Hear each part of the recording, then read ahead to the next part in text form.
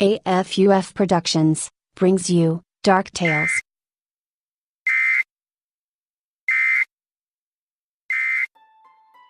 I remember it like yesterday.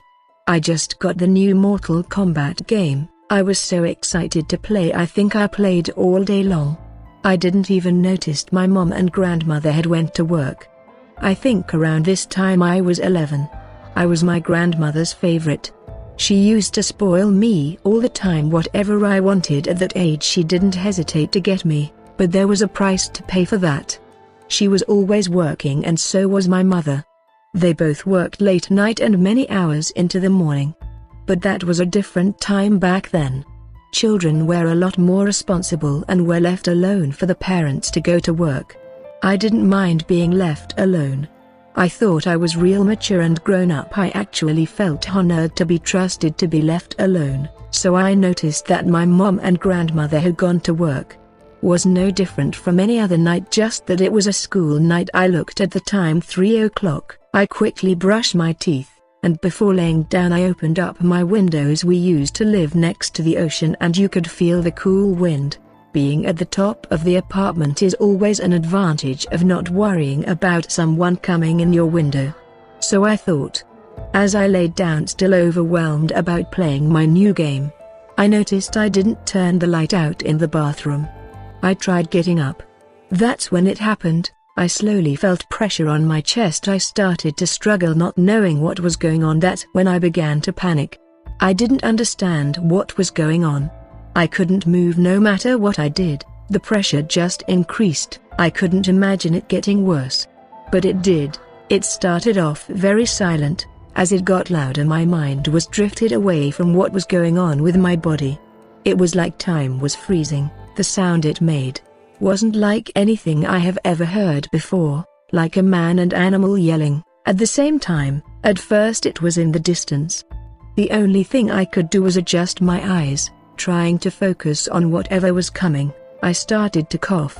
A smell followed not too long as the sounds grew more intense. The smell was familiar. I remember finding a few old chicken eggs with a couple of friends. We had smashed them behind a tree in the woods.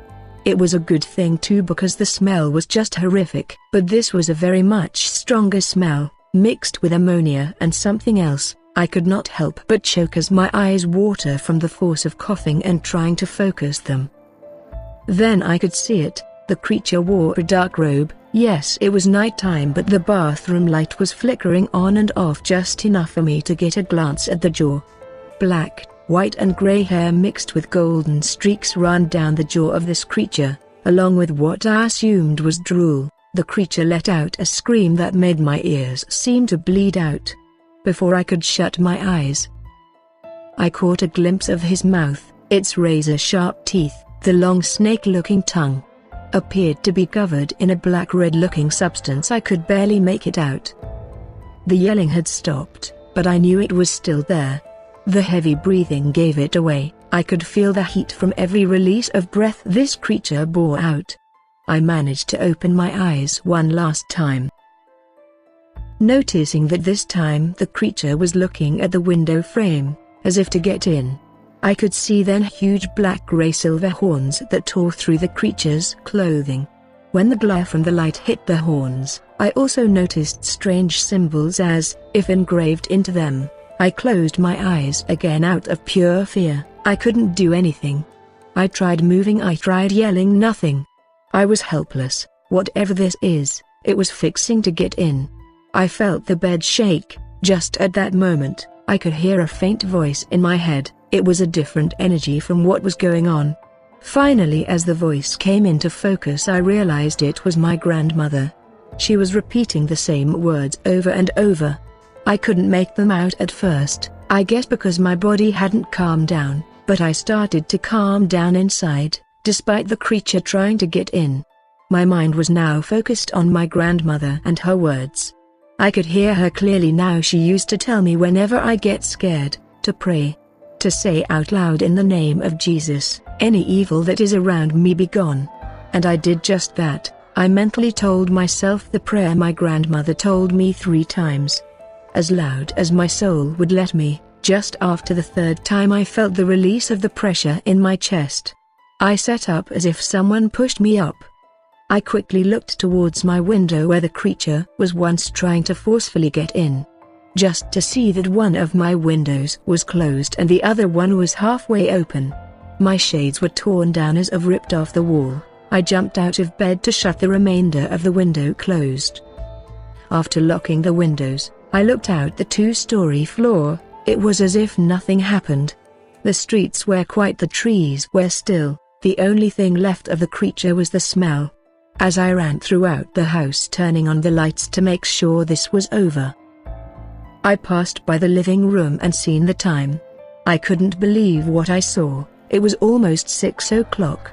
I felt like I just laid down a few moments ago before this happened. Where had the time gone? I decided to wait in the living room. I never told my mother and grandmother what happened. I was a child at the time. Maybe it was just because I played the game before bed. Maybe it was something trying to get in. You don't have to believe my story, but you can drive by that house today and see that the once window I had on that second floor is boarded up now.